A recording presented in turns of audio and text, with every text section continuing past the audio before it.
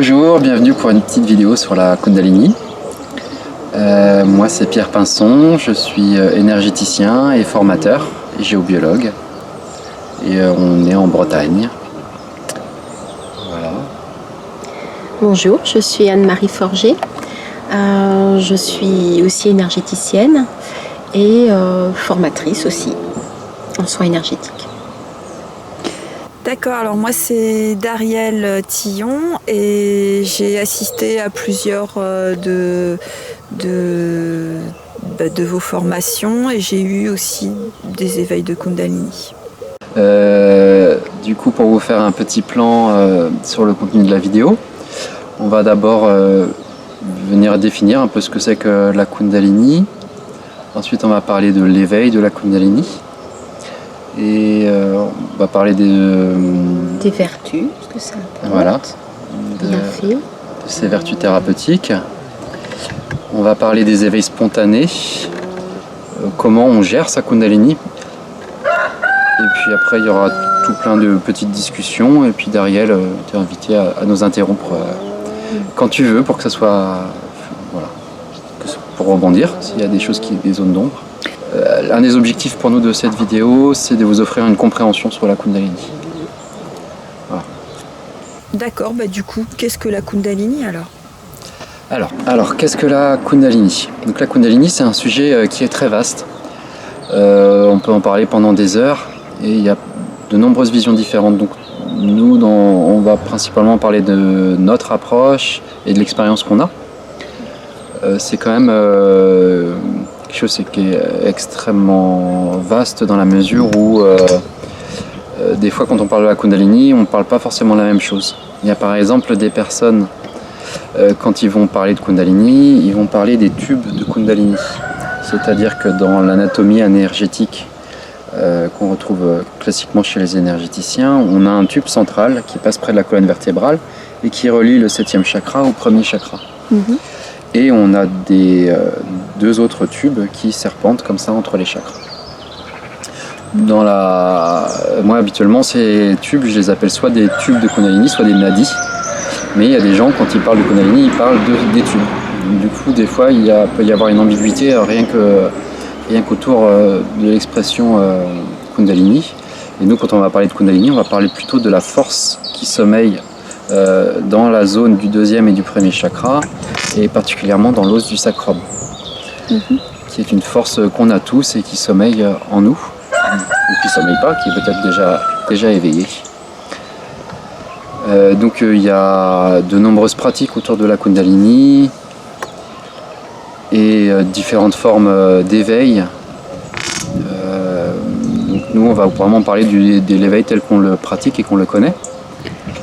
C'est-à-dire que pour d'autres personnes, je repense toujours à une amie qui était allée en Inde et elle était dans un groupe de personnes et on lui a proposé d'éveiller sa Kundalini, on lui a mis une cassette vidéo et puis à la fin de la vidéo on lui a dit c'est bon, ta Kundalini est réveillée, et puis elle n'avait rien senti du tout. Donc concrètement, la Kundalini, c'est quoi? C'est un courant énergétique qui te traverse, qui va du sacrum et qui sort par le 7e chakra, donc du haut de la tête. Pas tout à fait, parce que ça c'est le statut qu'elle a quand elle est réveillée. Et à la base, la Kundalini, c'est surtout une force qui sommeille en nous et qui est présente dans cette région ici, là, du bas du corps, de l'abdomen. Et c'est quand elle s'éveille qu'elle monte dans ces tubes et qu'elle va donner son expression. Peut-être Anne-Marie, tu peux préciser l'éveil de Kundalini? Oui, c'est ça. Donc c'est une force, c'est une force primordiale qu'on a en nous. Et donc comme tu le disais, qui sommeille et qui peut aussi se manifester. Donc déjà pour faire un petit point par rapport à... dans l'histoire, comment avant ça se passait et comment on voit les choses. notamment les traditions orientales, indiennes en particulier, on considérait que la Kundalini s'était réservée à certaines personnes, certains grands maîtres, des yogis qui avaient des pratiques méditatives depuis des années et des années. Et là, du coup, ils pouvaient voir leur Kundalini se manifester et vivre l'éveil de la Kundalini. Donc c'était vraiment quelque chose de réservé. Actuellement, c'est différent. Il y a beaucoup de gens qui ont des Kundalini comme ça qui vont se manifester. Alors, ils n'en sont pas forcément conscients. Alors pourquoi ?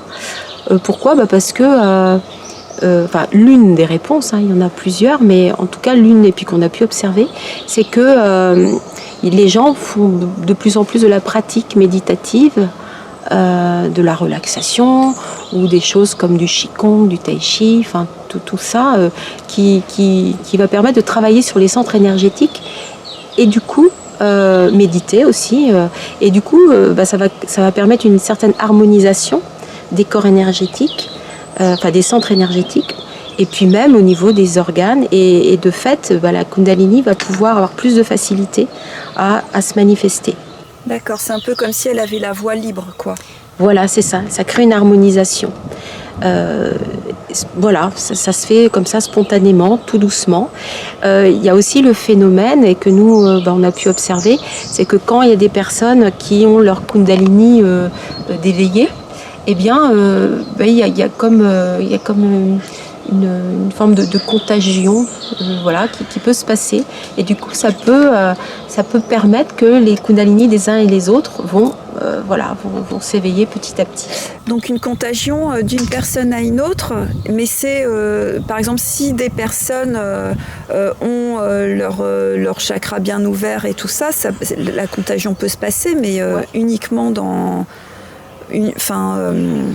est-ce que ça peut concerner des personnes qui n'ont aucune pratique méditative ou énergétique ? Alors oui, tout à fait. Oui, tout à fait. Ça peut, bien sûr. Alors ça va nous amener à parler peut-être des montées aussi spontanées.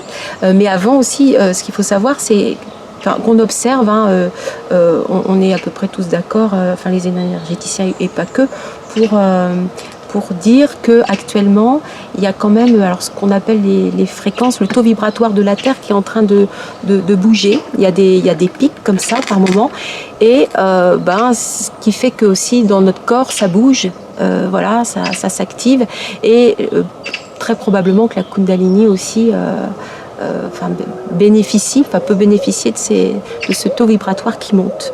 Ça peut aussi contribuer, et donc ça nous amène peut-être à parler des montées peut-être spontanées.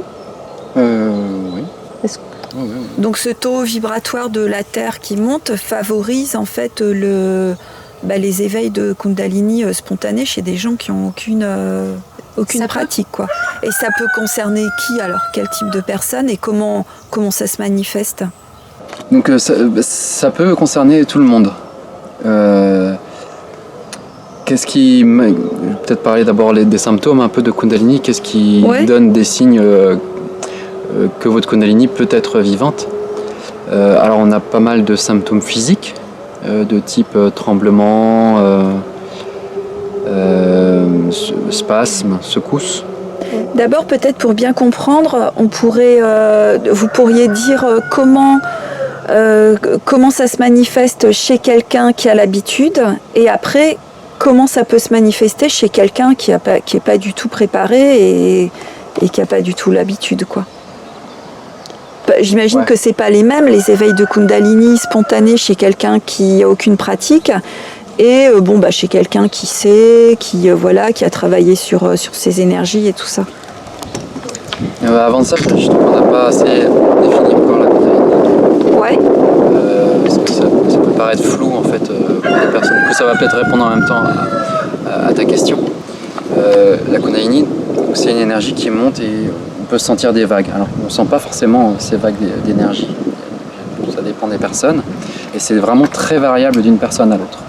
C'est difficile de faire des généralités sur la Kundalini. Elle a des modes d'expression très différents. Et même en ayant fait je sais pas, je dois être pas loin d'une centaine d'éveils de Kundalini, des fois je suis encore surpris, il y a encore des formes nouvelles qui peuvent arriver. Les réactions les plus classiques, ça va être des montées émotives. On se met à pleurer, à rire, crier. Et ce qui va vraiment caractériser la Kundalini, c'est qu'on ne sait pas pourquoi on pleure. On ne sait pas pourquoi on rit, mais on sent que ça nous fait du bien, qu'il y a un truc qui sort, qui se lâche. Et alors, qu'est-ce qui se passe à ce moment-là? Est-ce que c'est des émotions enfouies qui ressortent? Pourquoi des gens rient ou je vais en pleurent? parler après. Attends, je finis sur les manifestations un peu, et après je vais expliquer. Donc la Kundalini aussi, on a donc beaucoup de spasmes. Donc ça peut ressembler à des trucs un peu bizarres comme ça, ou même juste le bras qui bouge. Ou même des fois juste la main, quoi, et on peut croire qu'on a peur ou qu'on a froid, et du coup il fait très chaud, et il n'y a pas de raison que ça bouge comme ça. Ou ça peut tout simplement aussi nous donner envie de nous étirer, voilà, tout simplement. Ou envie de se mettre comme ci ou comme ça, c'est quelque chose de vivant, et il y a pas mal de gens chez qui ça accompagne déjà, c'est déjà très présent. Des bâillements aussi. Des bâillements aussi, ouais. Il y a pas mal de gens qui connaissent déjà la Kundalini. Si vous avez déjà eu des profonds orgasmes, notamment si vous commencez à avoir des spasmes un peu comme ça, ça c'est typiquement des mouvements de Kundalini. Bon, ça ne veut pas dire qu'elle est éveillée au quotidien, mais il y a des petits moments dans notre vie où elle se réveille. On retrouve ça aussi chez certains sportifs quand ils atteignent le 2e, 3e souffle. On identifie ça assez facilement avec la Kundalini. Bon, moi je l'ai ressenti aussi très fort chez certains artistes quand ils étaient sur scène pendant le concert. Il y avait une fusion telle dans le groupe que très nettement certains des membres du groupe étaient en pleine montée de Kundalini et vivaient une espèce de transe légère qui faisait une fusion dans le groupe de musique. Il y a aussi ceux qui ont des pratiques méditatives, ils ont des montées de Kundalini aussi, parce qu'en fait,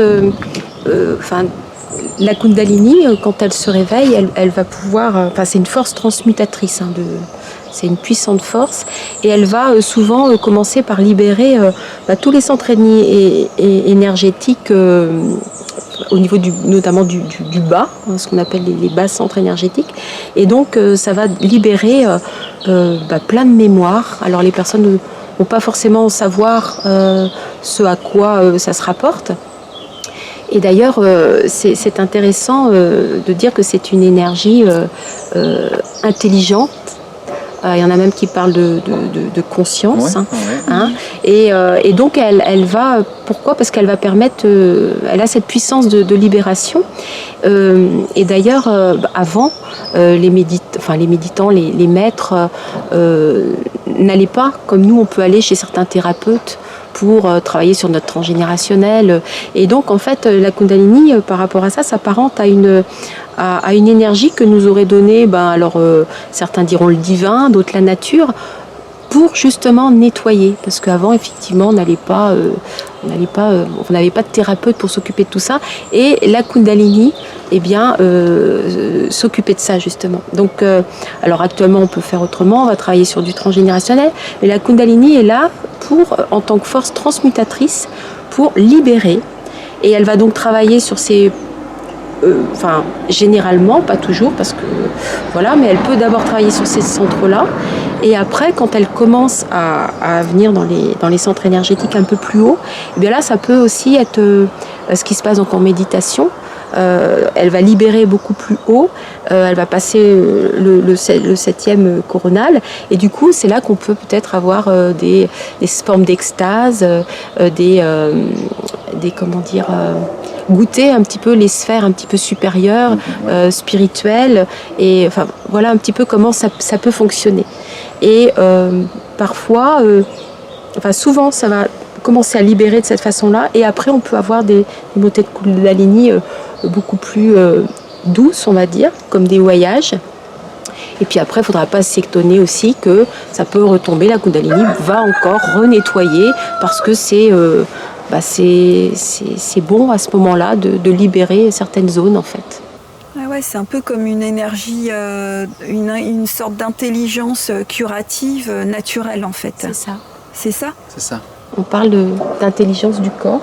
Oui, ça fait partie de l'intelligence du corps. Ok. Bon, après, on va évoquer que quand on ne comprend pas cette intelligence et qu'on la subit, ça peut aussi mal se passer. On va D'accord. en parler après. Oui, je voulais juste ajouter que oui, ça permet en effet de vivre des expériences spirituelles aussi très intéressantes pour ceux qui s'intéressent à ça. Nous, on s'intéresse beaucoup à l'éveil de la Kundalini pour ses vertus thérapeutiques. Donc à partir du moment où il y a un filet d'énergie qui passe jusqu'en haut, on dit qu'il y a éveil. À partir du moment où il y a des manifestations, il y a forcément éveil. Alors des fois, il y a des gens qui disent oui, ça s'est monté que jusque là. Je l'ai senti, ça me travaillait là, ou ça monte que jusque là. Et en fait, très souvent, il y a quand même un filet d'énergie qui monte jusqu'en haut, et c'est juste que la Kundalini, elle est en train de travailler cette zone-là. D'accord. Et elle a envie de libérer. Et justement, dans les vertus thérapeutiques, pour expliquer un peu quelles sont les vertus thérapeutiques, on a une image où la Kundalini, elle essaye de vivre, notamment dans ce tube central dont j'ai parlé tout à l'heure, qui s'appelle Sushumna. Et pour vivre dedans, elle a besoin de se faire de la place. Et donc, c'est comme si elle cherchait à écarter, agrandir ce tuyau. Et pour ça, la personne a besoin de vivre des libérations. Et c'est là que sont les vertus thérapeutiques de la Kundalini. Et du coup, ça explose, ça sort. Des fois, ça peut être un peu explosif, des fois, c'est très doux. D'accord. Du coup, donc j'imagine bien chez les gens qui sont qui s'y attendent pas. Qu'est-ce qui se passe en fait? Alors, du coup, on va parler des montées spontanées. Donc, les montées spontanées, il y a plusieurs choses qui peuvent se passer.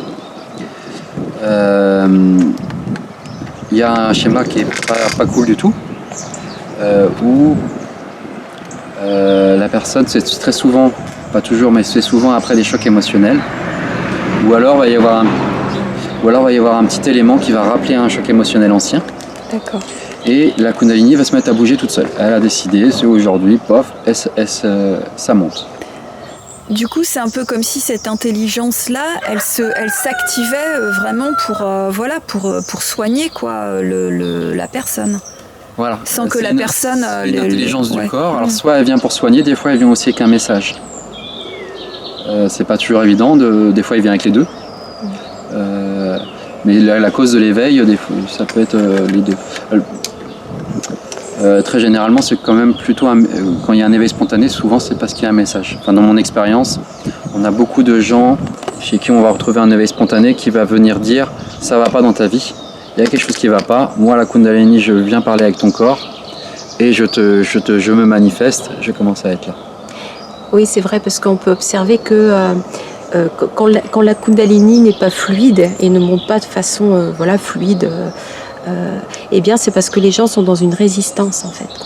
Et donc du coup, qui dit résistance dit douleur, et c'est un peu pareil. Donc ça va pas bien dans ma vie, mais je continue parce que voilà. Et il y a pas mal de témoignages comme ça, et qui du coup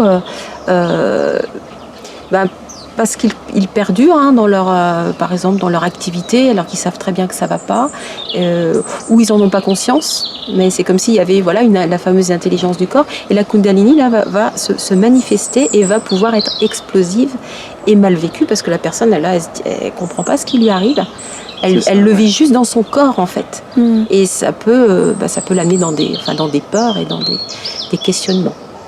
Oui, c'est ça. Notamment quand on commence à avoir le bras qui tremble, ou qu'on n'arrive plus à dormir le soir, parce qu'elle a tendance par exemple à se réveiller quand on se détend et qu'on se relâche, parce que c'est une énergie qui est très liée au lâcher prise. Donc on a pas mal de gens qui n'arrivent plus à dormir le soir, ou carrément les jambes qui bougent, ou parce qu'ils sentent que ça bouillonne en eux. Donc ça, c'est des symptômes classiques d'éveil spontané. Au niveau des chakras aussi, c'est comme si ça les explosait. Ouais. Et pour rebondir à ce que tu disais tout à l'heure, plus on va bloquer, en fait, plus la Kundalini peut être douloureuse. C'est-à-dire, si je me retrouve à me dire je sais pas ce qui m'arrive, je sais pas ce qui se passe, non, je veux pas de ça, c'est quoi ce truc, et la Kundalini va se mettre à... Si on essaie de la contenir, elle peut générer des douleurs, et des douleurs importantes. Et ça se passe souvent dans l'axe central, près de la zone des chakras, mais ça peut être ailleurs. Elle a la capacité de réveiller des douleurs anciennes. C'est un peu ce qui peut se passer, par exemple, quand on n'a pas de compréhension sur le phénomène, et surtout quand on bloque. Mais du coup, il y a peut-être des gens qui peuvent se retrouver, par exemple, ou à croire qu'ils ont le syndrome. Vous savez, quand il y a des gens qui ont les jambes qui bougent, la nuit, je sais pas quoi. Est-ce qu'il y a des gens qui peuvent se retrouver chez leur médecin, chez leur généraliste, parce qu'ils ont des symptômes qui finalement sont des symptômes d'éveil de Kundalini Tout à fait. Tout à fait. Et c'est ce qu'on aimerait d'ailleurs avec cette vidéo. Ouvrir la compréhension aux médecins et à plein de gens, même tout plein de thérapeutes, d'être capable de diagnostiquer que c'est ça qui se passe. Dans les cas classiques que les médecins vont prescrire, on a beaucoup de symptômes d'épilepsie. Bon, évidemment, toute l'épilepsie, c'est pas la Kundalini, mais certains cas d'épilepsie, c'est le cas.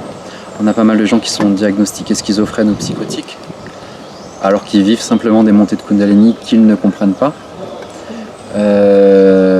Et puis qui les rendent cinglés, parce que quand on se met à avoir des idées délirantes, parce que on se met à parler dans des langues inconnues ou qu'on a des envies bizarres. Parce que un des symptômes, ça peut être ça, parler dans une langue inconnue, avoir des envies bizarres qu'on n'avait pas avant. C'est ça. Alors pour revenir à une montée spontanée dont je parlais tout à l'heure, des gens qui vivent ça après un choc émotionnel, très souvent ce qui se passe avec la montée, pof, ça monte comme ça. Au début, on a plutôt des sensations agréables. Et très vite, la Kundalini peut, en tout cas, c'est pas toujours le cas, elle peut ouvrir tous les canaux de perception extrasensorielle. Donc la personne, elle se retrouve du jour au lendemain à entendre l'invisible, à ressentir l'invisible, voire à le voir, ou même avoir des odeurs ou des choses comme ça. Et donc si cette personne, elle est lâchée dans la nature, qu'il n'y a personne pour lui expliquer, pour un peu qu'elle soit hyper cartésienne avant, donc s'il n'y a personne pour l'accompagner, très vite, elle va se retrouver dans la rue, à entendre des énergies très négatives, parce que les rues des villes, des grandes villes, sont chargées à fond d'énergie négative, sauf certains endroits évidemment, heureusement. Et certaines entités vont commencer à lui raconter des choses très négatives dans les oreilles, et la personne elle va commencer à vraiment péter les plombs. Et malheureusement, après des montées de Kundalini, on a plein de gens qui finissent à l'HP. D'accord. Des montées spontanées, et des gens qui n'ont pas eu de compréhension et pas d'accompagnement. Et quand tu disais si la personne est cartésienne, donc ça peut arriver vraiment à tout le monde, quoi. Pas forcément à des gens qui commencent à s'intéresser à... Ça peut arriver vraiment à tout le monde. Du tout. Ouais, ça peut arriver. On a plusieurs exemples de gens qui s'y attendaient pas,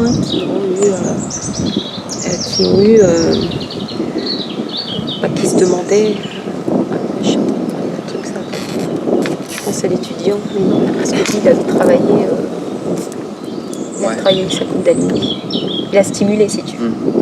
Peut-être que vous pourriez donner un ou deux exemples vraiment clairs d'éveil spontané, et des gens sur qui il a fallu intervenir. Alors moi, j'ai été appelé par une personne qui ne dormait pas le soir, tout simplement. Dès qu'elle s'allongeait le soir, elle était surexcitée, quoi, très vite. Dès qu'elle essayait de se relaxer, elle était surexcitée. Et donc elle m'a appelé, donc c'est pas moi qui ai fait le soin, mais c'est un collègue, parce que j'étais pas disponible ce jour-là, et il m'a raconté qu'il a donc accompagné des montées de Kundalini. Il a stimulé cette Kundalini pour qu'elle libère, en fait. Elle avait des choses à libérer. Et après, ça s'est terminé. La personne a pu recommencer à dormir. D'accord. Donc il y a eu un moment de soin. Du coup, la Kundalini a fait son effet thérapeutique et après, elle s'est recalmée. Donc il n'y a pas eu de suite, plus que ça. Enfin, on n'a pas eu de nouvelles de ça. Là. Mais donc, c'est sans doute que cette personne avait des choses à libérer. Tout à fait, complètement. La Kundalini se réveille toujours pour des raisons. Elle peut se réveiller... En fait, c'est vraiment très vaste, la Kundalini. Elle peut se réveiller parce que vous êtes dans une situation de danger plutôt extrême, mais ça peut se mettre à se réveiller dans des moments comme ça. Elle peut se réveiller parce que vous dormez dans un endroit qui est vraiment pas bon au niveau des énergies, et elle, au bout d'un moment, elle supporte plus ça, et elle a une intelligence, elle peut se réveiller pour ça aussi. Mais c'est vraiment très très vaste et très varié. Et donc on a eu le cas aussi d'une personne qui a voulu faire des pratiques un peu tantriques pour connaître un orgasme plus grand, et du coup ça lui a réveillé sa Kundalini, pareil, il dormait plus du tout. Bon, lui, c'était vraiment... Oui, c'est ça. Et c'était quelqu'un de très très très cartésien et qui ne connaissait pas du tout la Kundalini, qui l'avait réveillé sans savoir que ça allait se réveiller, quoi. Et alors, dans le cas d'éveil spontané ou de symptômes, qu'est-ce qu'il faut faire ? Il faut courir chez le médecin ou alors Alors si vous courez chez le médecin, il va faire quelques analyses et au bout d'un moment il va penser que vous êtes un peu cinglé.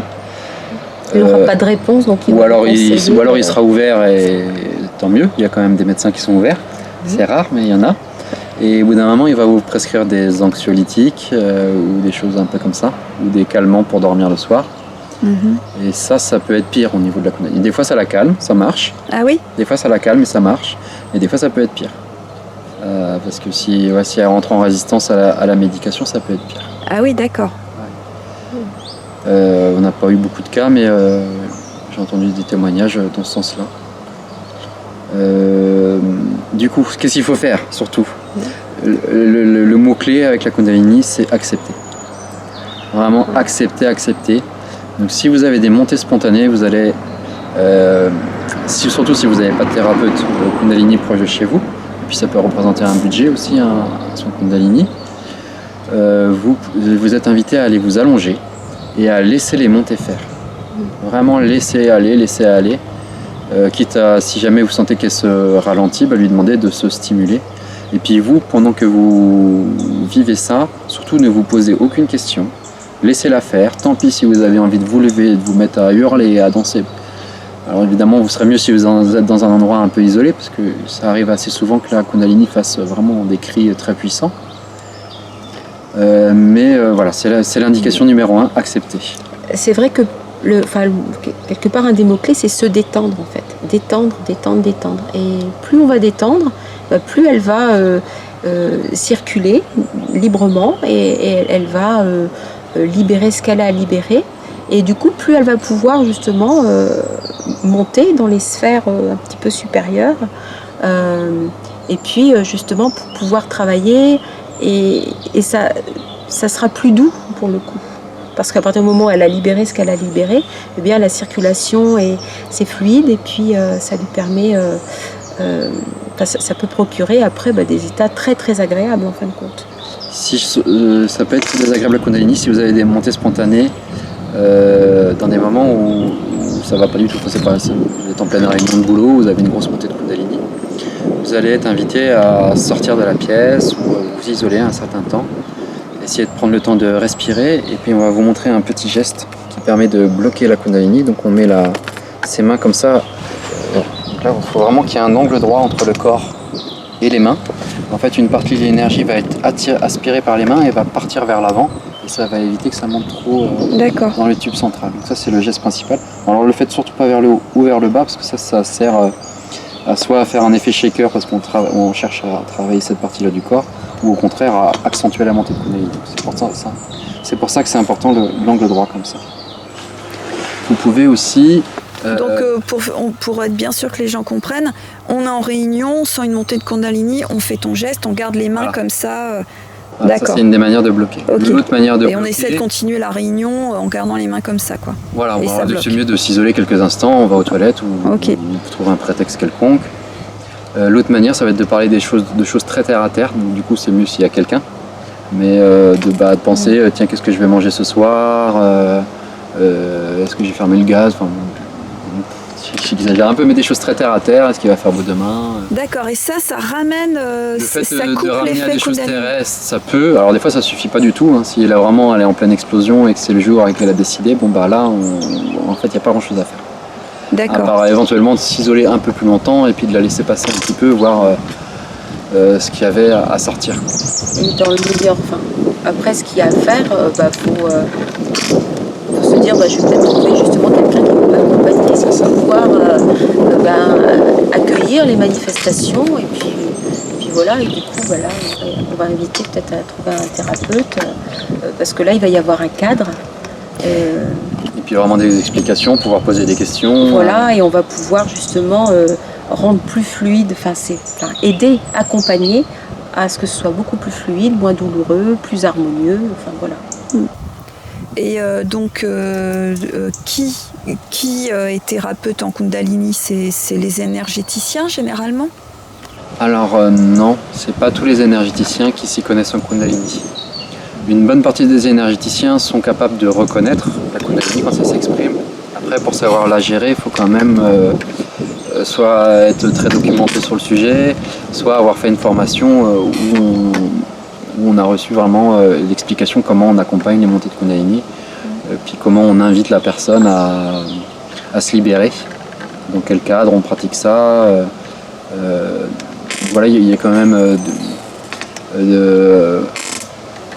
c'est pas très long en fait d'apprendre des Kundalini. On va en reparler plus tard dans la vidéo pour parler des formations qu'on donne. Mais voilà. Et puis c'est vrai que, alors là, voilà, c'est l'objet de la vidéo, de parler de la Kundalini. Après, il y a plein de personnes, et puis il y a plein des énergéticiens aussi, qui n'utilisent pas cette, alors je vais dire outil, mais c'est pas un joli mot, c'est plutôt, nous on parle plutôt d'allié, de conscience qui est là à nous aider au quotidien. Après, on peut vivre une spiritualité, on peut être énergéticien sans forcément utiliser la Kundalini. Donc ça, c'est un point important, et vivre des éveils spirituels. Donc c'est pour ça que tous les énergéticiens ne vont pas forcément être orientés là-dessus, en fin de compte. D'accord. Et comment on les trouve, ces énergéticiens donc un peu spécialisés? Malheureusement, il n'y a pas d'annuaire, mais normalement, un énergéticien qui propose l'accompagnement dans l'éveil de Kundalini, il va le marquer sur son site. D'accord. Donc si vous tapez éveil de Kundalini et puis le nom de votre ville ou de votre région, s'il y a des thérapeutes installés dans la région, normalement ça devrait ressortir. Sinon après il faut venir jusqu'en Bretagne, ça ne se pratique pas à distance. Après on peut quand même par le téléphone rassurer les personnes et expliquer un peu ce qu'ils vivent et puis leur redonner ces conseils qu'on vient de donner. Déjà quand on identifie la Kundalini, il y a pas mal de gens qui vivent des éveils spontanés, ça leur fait du bien de savoir qu'ils ne sont pas cinglés, que leur entourage, qu'ils ont des mots pour mettre là-dessus. Et donc ça fait du bien déjà d'être rassuré là-dessus. Souvent ça permet, elle aussi des fois ça lui permet d'être calmée. Oui, c'est ça, ça ramène du calme et ça laisse le temps de la personne de s'organiser et de se dire faut peut-être effectivement que je m'y intéresse et qu'est-ce que je vais en faire en fait, parce que c'est, encore une fois, c'est une super opportunité, c'est une chance pour aller plus loin, pour se libérer, pour vivre, pour aller plus loin, même il y a des ouvertures de conscience, c'est plutôt comme ça. C'est pas, Ouais, donc en fait, pour revenir à la question que j'ai posée tout à l'heure, oui, en fait, à quoi ça sert d'avoir la Kundalini éveillée? Et est-ce que ça s'entretient? Et pourquoi l'entretenir? Voilà, à quoi ça... Quelle finalité, quoi, tout ça? Ouais. C'est vrai que, alors je parlais d'ouverture de conscience, nous, on en a fait en tout cas l'expérience, c'est-à-dire que nous, on peut voir qu'il y a eu un avant et un après Kundalini, parce que ça a travaillé, alors il y a eu des libérations, ça c'est certain, et au-delà de ça, ça travaille aussi à ouvrir, par exemple, les canaux de perception extrasensoriels, alors donc les ouvrir, encore aller plus loin, et puis ça amène beaucoup plus de présence, de présence à ce qui se passe, à la fois ça ramène aussi de l'ancrage, curieusement. On est vraiment dans le moment présent.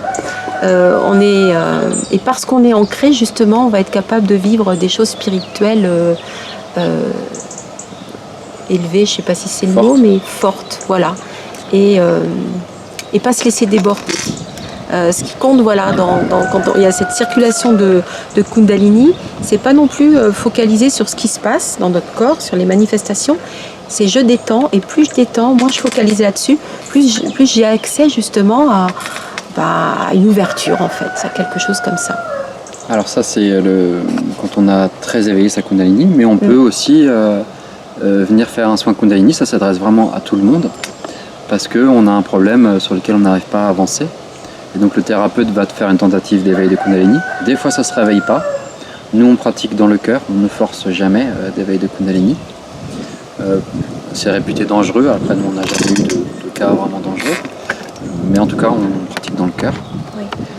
On ne va jamais forcer un éveil de Kundalini. Donc des fois c'est pas le jour, c'est point barre. Et donc il y a des personnes qui vont vivre un éveil de Kundalini avec un thérapeute. Ça va leur permettre d'avancer sur une problématique. Alors des fois pas du tout parce que c'est elle qui décide le travail qu'il y a à faire. Donc, nous on accompagne, une fois qu'elle est éveillée, on est vraiment dans un travail d'accompagnement. On ne va pas chercher à l'orienter ou ou rarement en tout cas. Et donc la personne peut très bien, 2 jours après, sa Kundalini serait éteinte, elle a eu son effet thérapeutique, et puis peut-être qu'elle ne réveillera plus jamais sa Kundalini de sa vie. D'accord. Nous, on a quand même tendance à inviter les personnes à vivre avec, parce que c'est une expérience de vie qui est juste formidable. Enfin, moi, je parle pour moi. Après, ça reste vraiment très varié d'une personne à l'autre. Ce qu'a décrit Anne-Marie, c'est pas tout le monde qui arrive à ressentir ces moments spirituels très forts. Ça dépend. C'est vraiment très très très varié. Alors, oui, tout à fait. Après, c'est vrai que pour en reparler avec certaines personnes que j'ai pu accompagner lors d'un éveil de Kundalini, quand elles regardent 1 an après, 1 an et demi, 2 ans, elles mesurent qu'à un certain moment, il y a eu quelque chose en plus, et puis leurs sens, leurs perceptions se sont éveillées. Elles ont plus d'assurance, elles ont plus de... Au niveau de leur mission de vie, elles savent plus où aller. Alors, ça résout pas tout, hein, mais elles sont en tout cas plus sûres d'elles. Voilà, ça amène aussi toutes ces choses-là. Ouais, par exemple, moi je peux dire que après, je crois que c'était un de mes premiers éveils, j'écris, et c'est vrai que j'avais les idées beaucoup plus claires et que j'écrivais beaucoup plus facilement. Et donc, pour moi, c'est lié à l'ancrage, mais en tous les cas, moi j'avais vraiment observé ça, quoi. Ouais, voilà, il y a des gens qui disent que c'est dangereux en fait. Alors pourquoi ce serait dangereux ? Ça serait alors déjà, Pierre l'a dit tout à l'heure, mais c'est vrai qu'en aucun cas faut forcer. Un éveil de Kundalini, c'est pas une obligation. Il y en a qui parlent de leur spiritualité, et qui ne parlent pas de Kundalini, donc je veux dire, c'est juste. Et en fait, quand une Kundalini, parce que c'est une conscience, parce que c'est une force intelligente, quand elle s'éveille, c'est parce qu'elle a quelque chose au moment à faire. Et donc nous, on n'a pas à intervenir là-dedans. Et ça veut dire que c'est pas à maturité, c'est pas le moment. Et ça pourrait justement être trop violent, et justement que la personne, ça la déborde en fait, que ce ne soit pas en équilibre avec... et d'ailleurs, ça arrive peu, mais c'est vrai que pour revenir à une personne que j'avais suivie, parce qu'elle avait eu des pratiques d'éveil, elle n'en savait rien, c'était des pratiques tantriques, mais elle n'en savait rien, mais ça avait stimulé quelque chose qui l'avait complètement débordé, quoi. Inquiété, il ne savait plus du tout. Donc là, c'est bien, quelque part, il avait forcé, quoi. Il ne faut surtout pas aller sur ce terrain-là. Il y a des énergéticiens qui critiquent l'éveil de Kundalini, notamment parce que aussi il y a un des dangers qui pourrait faire qu'un thérapeute ne fait pas bien son travail, c'est qu'il laisse la personne en plan, sans explication. Ça y est, tu as eu ton éveil de Kundalini, alors, au revoir, salut. Il y a tout un accompagnement en fait dans le développement de la Kundalini, dans la vie. C'est très important de l'harmoniser. Une fois qu'on a fait un éveil de Kundalini, c'est un peu comme si vous voulez, ça augmente la pression dans le tuyau. Donc si vous voulez, le tuyau il peut se mettre à pisser à gauche, à droite, et à la fin on prend le temps de tout refermer. Pas laisser la personne en plan, en chantier, enfin pas trop en tout cas, parce que la Kundalini peut continuer à se manifester le lendemain, le surlendemain, mais on cadre tout ça. Il y a aussi énormément de critiques autour de la Kundalini parce qu'on voit beaucoup de témoignages d'éveil spontané. Par exemple, si vous tapez éveil de Kundalini sur internet, très vite vous allez tomber sur des gens chez qui ça s'est mal passé et qui vont, pareil, leur expérience mauvaise, quoi, parce qu'ils n'ont pas eu de compréhension, ils n'ont pas eu d'accompagnement, ils ont cherché à bloquer, et donc là ça se passe mal, ça amène des douleurs de tête, beaucoup de peur, parce qu'on n'a aucune maîtrise. Ça peut vraiment amener sur une pente glissante pas cool. Et est-ce qu'il y a des contre-indications ?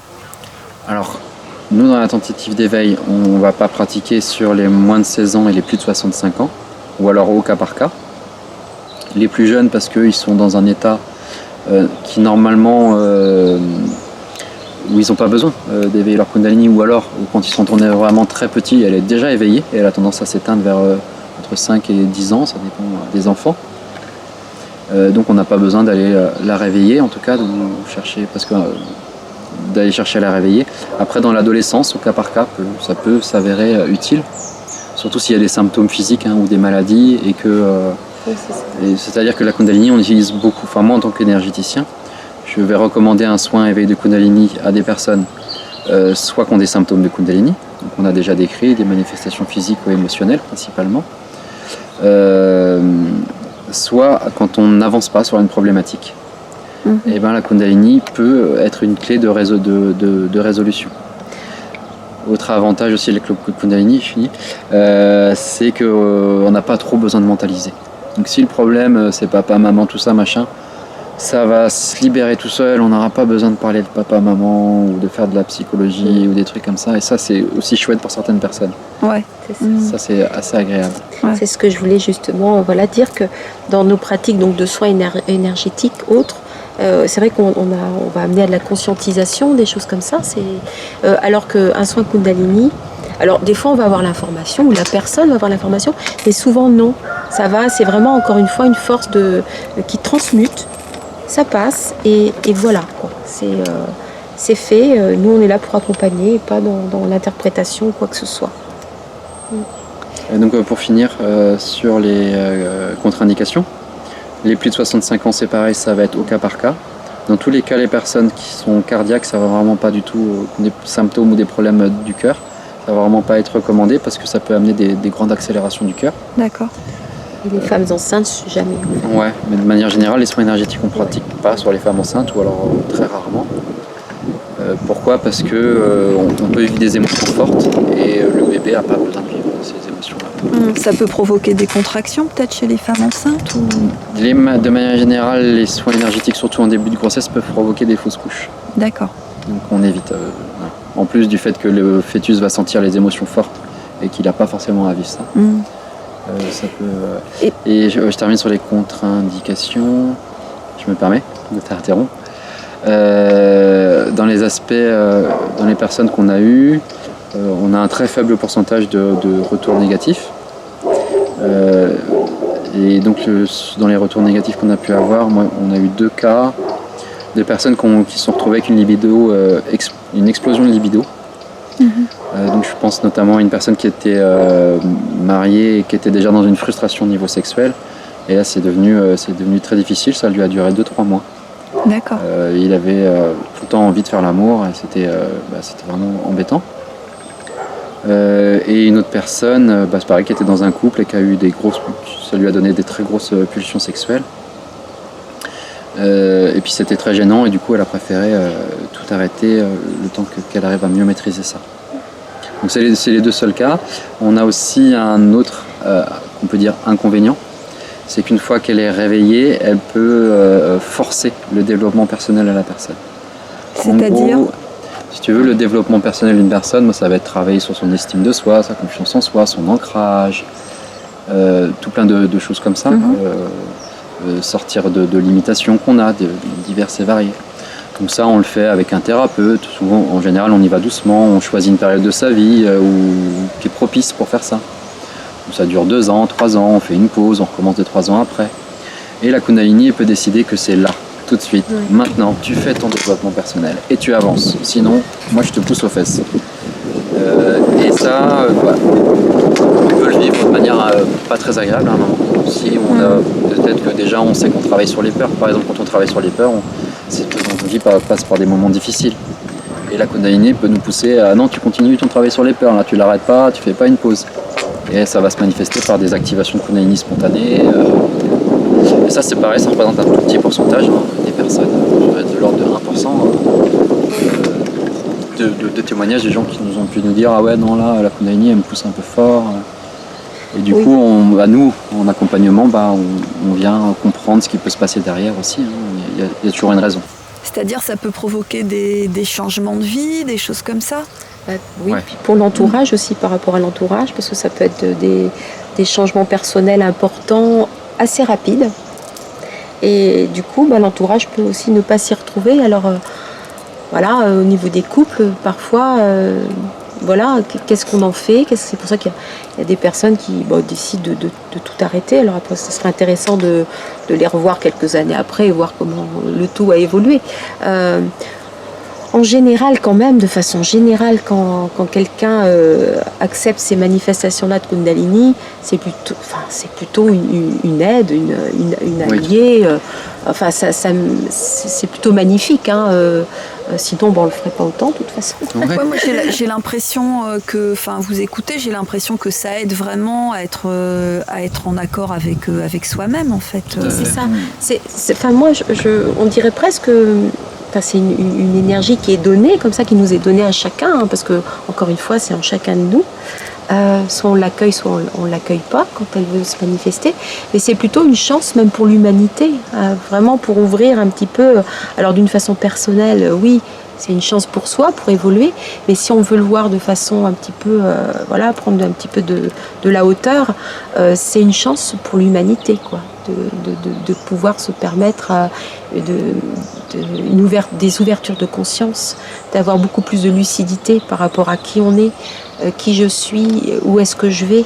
La Kundalini, elle nous y amène, quoi. Elle nous y amène. Ouais, alors c'est pas, comme on disait, c'est très varié. Donc, il y a des gens chez qui ça va pas faire cet effet-là. Moi, dans mon expérience personnelle, puis toi aussi, moi ça m'a ramené à moi-même complètement. Puis des fois, elle me dit, là ça va pas. Je sens que je suis arrivé à un niveau de dialogue avec ma Kundalini très profond. C'est mon thérapeute principal. Moi, je suis aussi suivi par un thérapeute. En tant que thérapeute, on a besoin de continuer son chemin. Mais mon thérapeute principal, c'est ma Kundalini. Dès que je vais être dans l'erreur, elle va me le signaler. Elle est très vivante. C'est une de mes meilleures amies. Elle confirme en soins, même nous en tant que praticiens, on utilise notre Kundalini, même dans le soin. J'ai oublié de dire, les personnes à qui on recommande de faire une tentative d'éveil de Kundalini, il y a aussi beaucoup les thérapeutes. Parce que c'est un allié très puissant. D'accord, par exemple, ça peut donner des indicateurs physiques, en fait, quand tu dis qu'elle te confirme ou qu'elle te donne des indications, c'est lié à des sensations physiques qu'elle te donne, et toi, tu sais les interpréter, en fait, c'est ça? Fait. Par exemple, notamment en soins, mais pas que, ça peut être dans une discussion un petit peu, quand on est dans le cœur, en tout cas, nous on utilise souvent ça, quand on est dans le cœur, je vais pouvoir avoir une confirmation, c'est-à-dire qu'il va y avoir une montée comme ça, alors je vais le sentir dans mon dos, ça va se réveiller, et c'est comme si ça me disait c'est juste, quoi. Alors, à vous écouter, moi j'ai l'impression que c'est quelque chose de très naturel en fait. Et est-ce que ce serait pas quelque chose qui est vraiment présent chez l'humain et qui est naturel et qu'on a en fait depuis longtemps et que peut-être on a perdu avec nos façons de vivre et que là, il y a peut-être de plus. Tu disais que c'était contagieux, que la Kundalini s'éveillait de plus en plus avec la montée vibratoire de la Terre. Est-ce qu'il n'y a pas quelque chose qui nous inciterait à aller rechercher finalement quelque chose qui est complètement naturel en nous? Oui, tout à fait. Je pense aussi que c'est vrai qu'on n'est pas dans des sociétés au départ où on va être à l'écoute de ce qui se passe comme ça dans notre corps. Actuellement, heureusement, on y revient, mais je pense que dans toutes les sociétés un petit peu tribales, dans les danses un petit peu chamaniques, très probablement la Kundalini est très présente dans tout ça en fin de compte. On est juste en train de redécouvrir ou de connecter en fait, de connecter cette énergie-là. Et alors c'est pour ça, c'est un petit peu l'objet, c'est de démystifier, de cesser de faire peur avec tout ça, parce que c'est quelque chose de très très naturel, à partir du moment où on ne force pas les choses, où on est dans l'accueil, dans la bienveillance, et voilà. Ouais, c'est quelque chose de très naturel et de très sain aussi, quoi. C'est pas un truc complètement farfelu, inventé par justement des gens un peu perchés ou je sais pas quoi. Alors, dans les pratiques énergétiques, la Kundalini, c'est quand même une des choses les plus nettes. C'est vraiment très rare quelqu'un qui se réveille, qui sort d'une table après avoir vu un éveil et qui dit j'ai rien senti. C'est vraiment très rare, c'est plutôt justement très net et très physique, D'ailleurs, c'est pour ça que nous, on l'appelle parfois la Kundalini physique, en tout cas dans notre pratique, pour la distinguer de d'autres pratiques de Kundalini qui vont être plus spirituelles et qui n'ont pas forcément de sensations physiques très nettes. C'est-à-dire que la Kundalini, quand elle se manifeste, on est au courant, ça bouge, ça vit. Là. Par exemple, là, je prends une montée, je le sens, quoi, je suis au courant. C'est vivant. C'est net. Et donc, moi, je me dis, tiens, je vais faire un soin Kundalini. Comment ça se passe? J'appelle un de vous et un rendez-vous. Alors, un rendez-vous d'éveil de Kundalini, un soin Kundalini, voilà, comment ça se passe? Eh bien, donc c'est un soin complet qui est un petit peu, on va dire, en deux phases. Ça va être un soin où, dans la première partie, en fin de compte, on va préparer un petit peu, on va préparer le terrain. C'est-à-dire qu'on va avoir un protocole de soins où on va libérer, harmoniser les centres énergétiques et aussi les zones physiques, donc les organes, voilà. Ça peut passer par des massages. Voilà, ça peut passer par des... Alors on est vraiment dans le physique pour le coup, hein, dans un soin très physique. Alors il arrive que les personnes, donc c'est quelque chose qui peut durer 3/4 d'heure, 1 heure, hein, voilà. Il arrive que la Kundalini, du coup, elle va commencer ses manifestations sans attendre ce fameux, la fin, en fin de compte, de tout ce protocole. Auquel cas, quand c'est comme ça, ma foi, c'est elle, après, hein, qui se libère, donc on accompagne. Et sinon, s'il n'y a pas eu, ou si c'est des petits signes, ou s'il n'y a pas eu encore vraiment clairement les montées de Kundalini, à la fin de ce protocole-là, on va prendre un temps justement où on va lui demander, faire en sorte de l'activer. Et pour ça, on va avoir des impulsions comme ça au niveau du sacré. Voilà, on tapote, voilà. Donc là, après, il y a d'autres pratiques, ça peut être aussi à la plante des pieds, enfin bon. Et là, à partir de là, on va demander à la personne de lâcher le plus possible, de lâcher le mental, surtout d'oublier son corps, d'être un petit peu, on donne souvent l'image, d'être un petit peu comme un chiffon qui va se laisser aller dans le vent, voilà, qui va être dans un non-contrôle.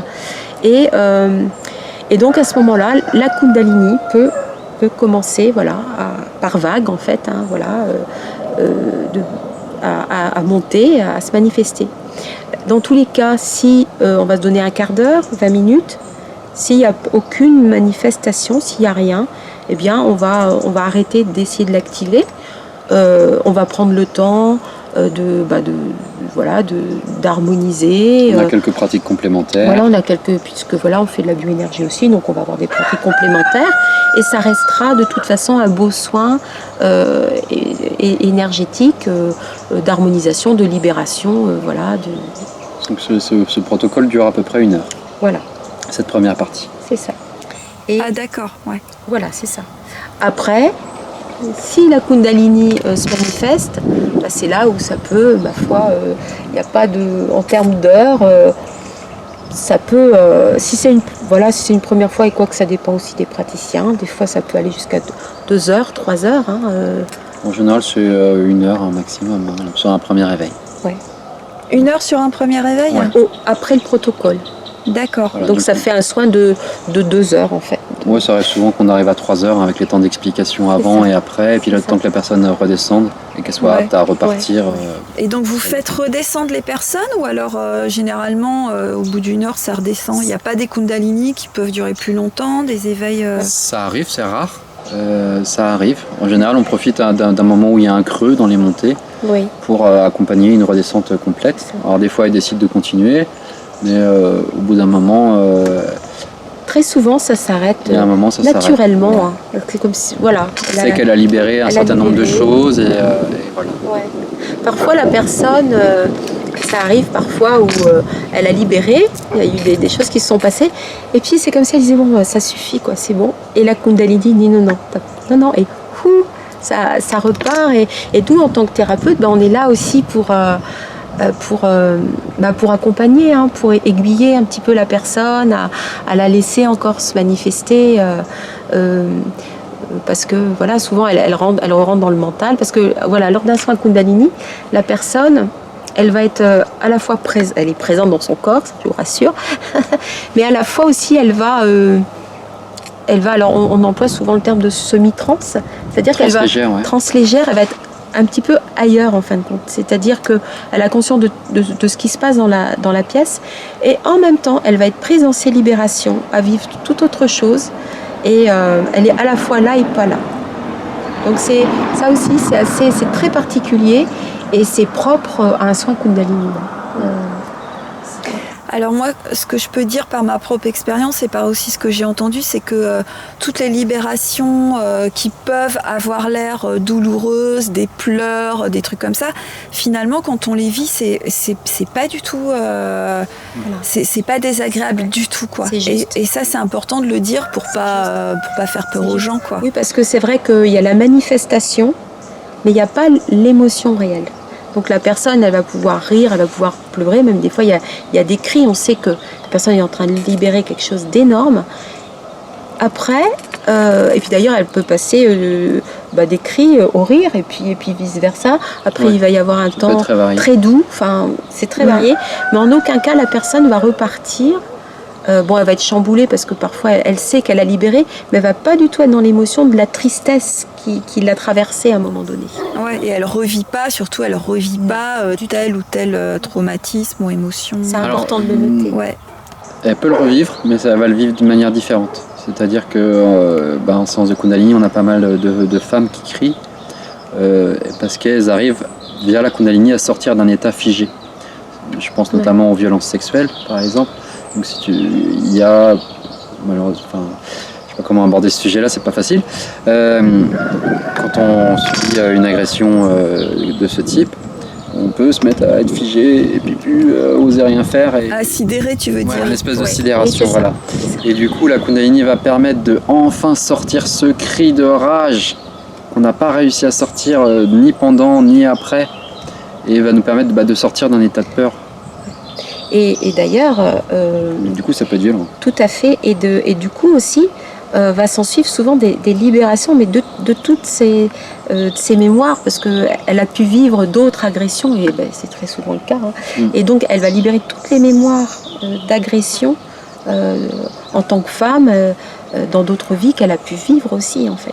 Ouais, c'est ça, quand tu dis elle a dû vivre d'autres agressions, tu voulais dire dans des vies précédentes, Par exemple. Et c'est pour ça que des fois, on ne sait pas trop d'où ça vient. On sait que c'est... il n'y a pas de conscientisation, mais il y a les libérations.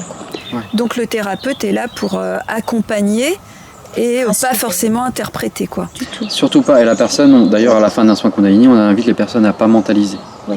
Alors des fois, très clairement, ça nous vient, tiens, j'ai pleuré, j'ai enfin réussi à sortir le pleur du décès de mon frère, que j'arrivais pas à sortir. Et du coup, c'est tout ce qui est à mentaliser, on va pas chercher à faire plus. Mais des fois, on a pleuré, on ne sait pas pourquoi. Et on ne va pas chercher à savoir. C'est ça. D'accord.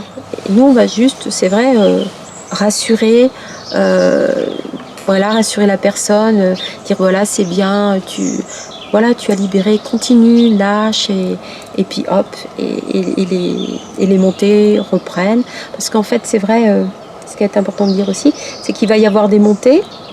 Après, il y a des moments de calme, et après, ça repart. C'est par vague, ouais. C'est par vague. Enfin, la plupart du temps. Ouais. Il y a toujours des cas. Oui. Il y a toujours des cas où ça monte tout le temps, où c'est très léger.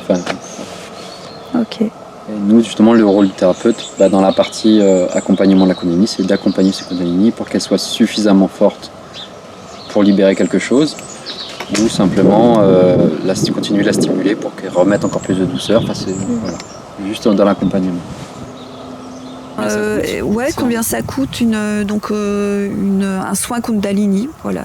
Un soin Kundalini, donc ça dépend des thérapeutes. Est-ce que c'est remboursé par la Sécu ? C'est pas du tout remboursé par la Sécu. Enfin, en tout cas, nous, on n'a pas d'agrément pour ça. Ce serait bien qu'un jour ça le soit. Ce serait vraiment super parce que ça ferait faire pas mal d'économies à la sécurité sociale. parce que les gens vont mieux après une Kundalini réveillée. Et est-ce que justement une Kundalini réveillée a un effet préventif sur est-ce que les gens qui ont la Kundalini éveillée tombent moins malades ou... De manière générale, comme tous les soins énergétiques, oui, ça a un effet préventif.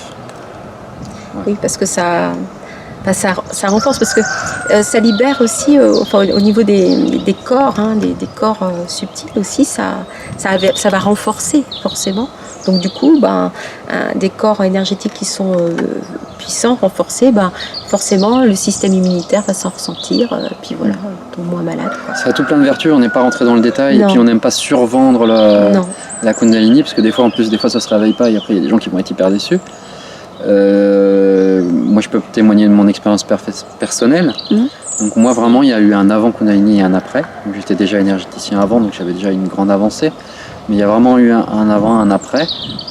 Là où c'était le plus notable, c'est que j'étais beaucoup sujet à angoisse, à des crises d'angoisse qui arrivaient un peu n'importe quand.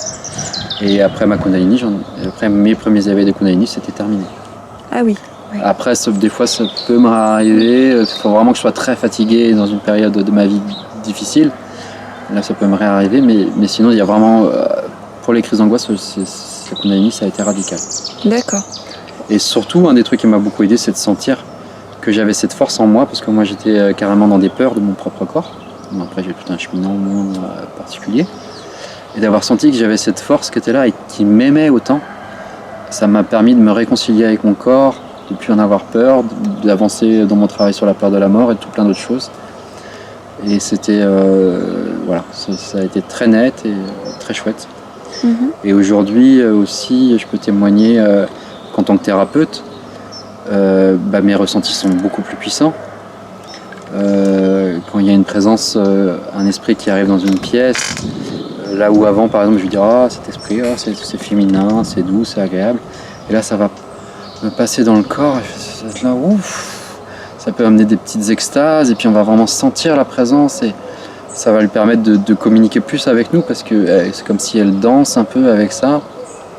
Voilà, il y a tout plein de choses que ça apporte. Comme j'ai dit en introduction aussi, la Kundalini c'est un sujet très vaste, on ne peut pas aborder tous les aspects. Par exemple, on n'a pas parlé des aspects sexuels. Donc, dans le tantrisme, ils utilisent beaucoup la Kundalini pour ceci ou cela. Pour la méditation, dans le Sahaja Yoga par exemple, ils utilisent beaucoup la Kundalini qui font monter sous une forme très féminine et douce. Oui.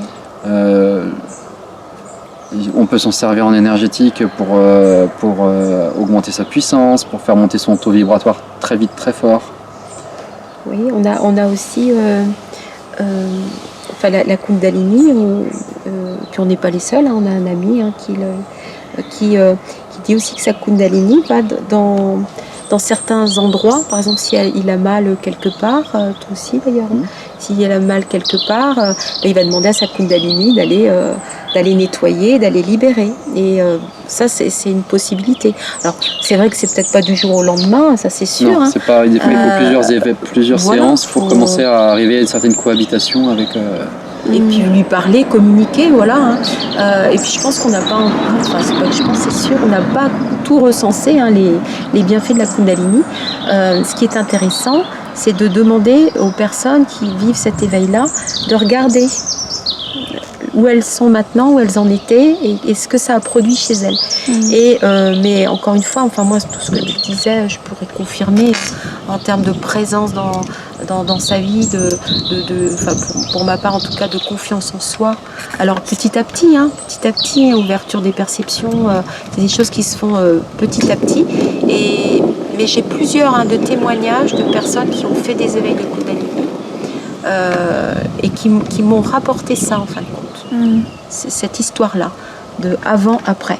Et toi, personnellement, tu peux dire qu'il y a un avant et un après aussi ? Oui. Moi, je faisais aussi des soins énergétiques avant, mais ça m'a ouvert plein de choses, notamment aux capacités extrasensorielles, c'est certain. Mais beaucoup moins d'exigence, vivre plus dans le présent en fin de compte. Ouais, ça amène beaucoup de présence, en termes dans les méditations aussi.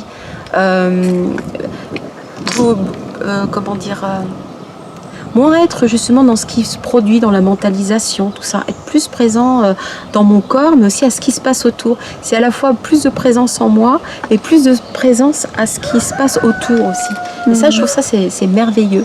Quelque part, à un moment donné, le visible et l'invisible, enfin, tout ça, c'est fou. C'est la même chose, quoi. Pour rebondir sur ce que tu as dit, là, je peux donner un exemple pour que ça soit plus concret. Moi, j'ai souvent des douleurs à la nuque. Donc, par exemple, je peux demander à ma Kundalini, s'il te plaît, viens travailler ma nuque. Et tout de suite, elle va venir me faire bouger et travailler cette zone. Bon, évidemment, je pourrais le faire naturellement, sans la Kundalini, commencer à tourner ma tête. Mais là, je sais qu'elle va me mettre le geste juste, le mouvement juste. Et je peux être en confiance avec ce travail. Et du coup, je pense là aussi, c'est un thérapeute et on parle d'auto-soin avec sa Kundalini. Moi, j'ai eu le témoignage d'une personne qui s'était brisé les 2 poignets, qui étaient cassés, donc qui a eu un certain temps dans le plâtre. Et à la sortie, on lui avait donné 3 mois de kiné et de soins. Enfin, on lui a dit qu'il faudrait 3 mois pour retrouver l'usage de ses poignets. Et puis tous les jours, en fait, elle disait Kundalini, s'il te plaît, fais-moi ma kiné des poignets. Et puis c'était parti. Et elle avait juste à pas se poser de questions, elle se laissait faire et la Kundalini lui faisait ses poignets. Et au lieu de 3 mois, en 3 semaines, c'était réglé. Tout le monde a halluciné, son docteur, le kiné qui la suivait, tout le monde a halluciné. Alors ça, c'était une personne qui avait la Kundalini éveillée depuis longtemps ? Très vivante, sa Kundalini était très vivante. D'accord. En l'occurrence, il a su un seul soin. Un seul soin ? Ouais. Mais il y avait un terrain favorable à ce que ça vive. Alors, est-ce que c'est quelqu'un qui a une pratique de méditation ? Non ? Spécialement, non. Donc, dans le développement personnel, on parle beaucoup de l'alignement, être aligné. Donc, la Kundalini, j'ai l'impression que c'est ça, quoi. Ça aide à être aligné, quoi. Ancré, aligné. En ce qui nous concerne, en tout cas, oui, c'est pleinement ça. C'est pleinement ça. Ouais, dans notre verticalité, horizontalité aussi. Ouais. Oui, tout à fait. Hein. Après, voilà, on peut en parler pendant longtemps encore. Hein. Mais pour les thérapeutes, ça peut être utile pour faire du oui-non aussi. Là, je peux demander est-ce qu'il y a une présence autour de nous, tout de suite, par la main Kundalini a réagi. Là, elle t'a dit quoi ? Elle m'a dit oui. Elle m'a dit oui. Parce que le oui, c'est la réaction et le non, l'absence de réaction. Ah, d'accord. Après, il faut juste faire attention parce que des fois, elle n'a pas la réponse et on peut confondre avec un non. D'accord. Et sinon, voilà, on peut faire de la communication avec l'invisible via sa Kundalini. Et je pense qu'on n'a pas encore tout. Non, c'est vaste. Tout vécu. Tout... Nous, par exemple, on fait partie d'un groupe de recherche sur la Kundalini. Et par exemple, on a identifié, expérimenté de faire des Kundalini de groupe. Donc, on se tient par la main et puis on fait tous monter la Kundalini. Et ça met des moments de communion et de libération tous ensemble, c'est très chouette. C'est très agréable, c'est vraiment des expériences très chouettes. Ok. Donc on n'a pas encore parlé d'un auteur qui s'appelle Yvon Dubé. Donc on s'inscrit dans la lignée, nous, de cet auteur. Même. On a fait pas mal de modifications par rapport à son enseignement. Mais on est dans la lignée de cet auteur, notamment dans le travail dans le cœur, avec la Kundalini. Yvon Dubé, donc, qui a écrit un livre, La technique du Love Energetics et le grand éveil de Kundalini, qu'on recommande fortement. Et combien il faut combien de soins en fait ? Il en faut un, c'est suffisant ? Ou alors vous conseillez aux gens d'en faire plusieurs ? C'est à nouveau assez variable le nombre de soins qu'il faut recevoir. Ça dépend évidemment de si vous arrivez avec un symptôme précis ou si vous venez pour faire ça pour faire de la découverte. Très souvent, pour commencer à avoir une Kundalini très vivante, si c'est votre souhait, il faut quand même 3 soins à peu près. D'accord. C'est en moyenne. Hein. Et pour un symptôme, ça dépend du symptôme. C'est vraiment très variable. On a pas mal de gens qui font qu'un seul soin et qui en sont satisfaits. Pour les personnes qui veulent en faire plusieurs, et puis qui ressentent le besoin, autant pour un soin énergétique, nous on observe tout le temps un délai d'1 mois, minimum. Globalement, on conseille ça. Pour un soin Kundalini, il n'y a pas forcément, on peut faire plusieurs soins. Dans la pratique, c'est possible en fait. On peut faire plusieurs soins Kundalini. C'est conseillé de laisser quand même une semaine, c'est mieux. Oui, mais on n'est pas obligé de. Voilà, on est moins. Obligé d'attendre entre 2 séances. Ouais. D'accord. On peut faire un soin par jour, par exemple? C'est possible d'enchaîner? C'est pas idéal. C'est pas idéal. Non, il faudra quand même laisser. Il y a un petit temps de digestion quand même. Tout à fait. Après, c'est possible qu'entre 2 soins, la personne, par contre, retravaille, laisse la Kundalini se manifester. Ça, c'est possible, par contre.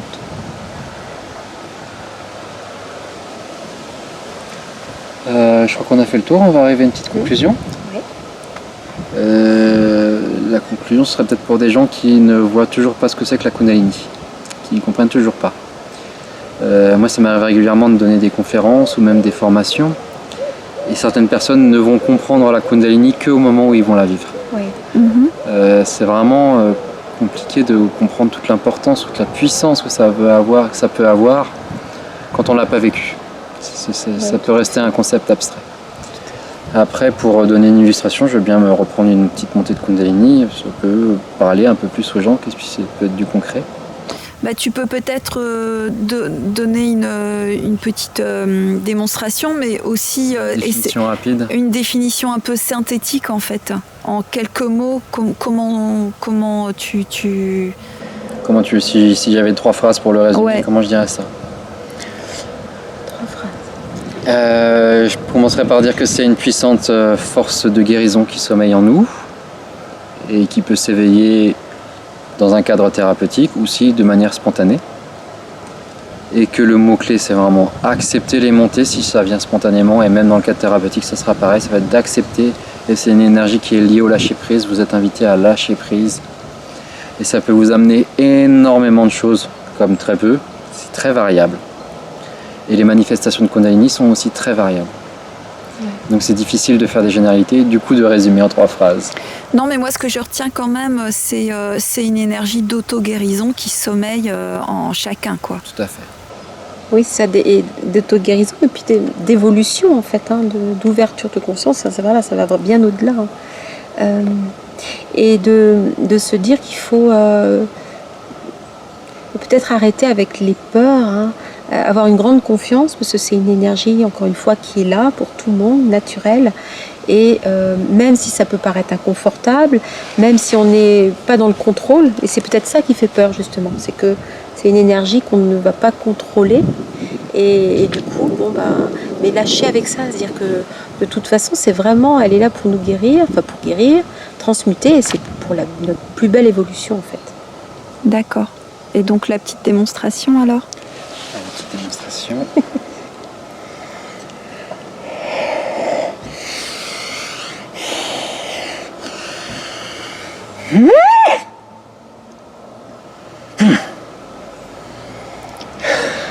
Alors, ça se manifeste comme ça chez moi, ça veut absolument pas dire que ça sera comme ça chez quelqu'un d'autre. D'accord. D'ailleurs, toi, tu fais ça souvent par exemple, pour me te réénergiser. booster, pour si j'ai te un coup de barre, réénergiser. je vais activer ma Kundalini. C'est aussi un petit outil en plus. Tu veux pas essayer de faire une petite démonstration? Moi, c'est souvent pour m'apaiser en fin de compte que j'appelle ma Kundalini, pour lâcher, pour faire partir plein de, des charges un petit peu qui peuvent m'angoisser. Donc là, je suis pas sûre que ça fonctionne, mais ça monte et après, hop, il y a un apaisement. Et en fait, là, à te regarder, on a l'impression qu'effectivement, tu libères quelque chose, mais on a aussi l'impression qu'à partir du moment où il y a une manifestation, ça diffuse, comme si ça diffusait quelque chose en toi, quoi. En plus de libérer. Moi, complètement, oui. Ça me réénergise, ça me remplit, ça me ramène à l'essentiel, ça me fait dire Pierre, arrête de cogiter, là, faire descendre tout ça. Oui, c'est ça, ça apaise, ça énergise en même temps, ça apaise, ouais. Ok. Voilà, merci. Merci à vous. À la prochaine. Merci Dariel.